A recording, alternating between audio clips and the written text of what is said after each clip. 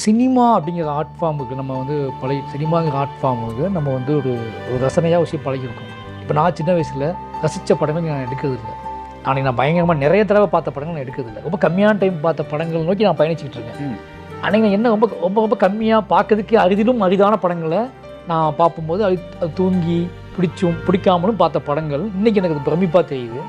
அன்றைக்கி நான் வந்து 100 தடவை 200 தடவை பார்த்த படங்கள் இன்றைக்கி எனக்கு சுத்தமாக பிடிக்கல. அப்போ என்ன ரீசன் ஆகுதுன்னா, நான் வளர்ந்துக்கிட்டே வரேன், என்னோடய அறிவு மாறிக்கிட்டே வருது. அப்போது இந்த இடத்துக்கு நம்ம படைப்பாளியாக வந்து நிற்க வைப்போம். இப்போ இவ்வளோ ஸ்பேஸ் நடந்து வந்து நடக்கும்போது சினிமா அப்படிங்கிறது அன்றைக்கான ரசனை மட்டமாகவே இருக்கக்கூடாது. ஏன்னா இது ரொம்ப ஆழமான படைப்பு. இன்றைக்கி வரைக்கும் அந்த படங்கள் நமக்கு ஞாபகத்தில் இருக்குது. இன்றைக்கி அதோட தாக்கம் நம்ம விட்டு போகலை அப்படிங்கும்போது வெறுமனே அன்றைக்கு அந்த 120 ருபீஸ்க்காக அந்த 2.5 மணி நேரத்துக்கான ஒரு படைப்பாக மட்டும் பார்க்குறதுக்குல அந்த 2.5 மணி நேரம் நான் என்ஜாய் பண்ணலான்னு சொல்கிறத என்னால் ஏற்றுக்கவே முடியாது.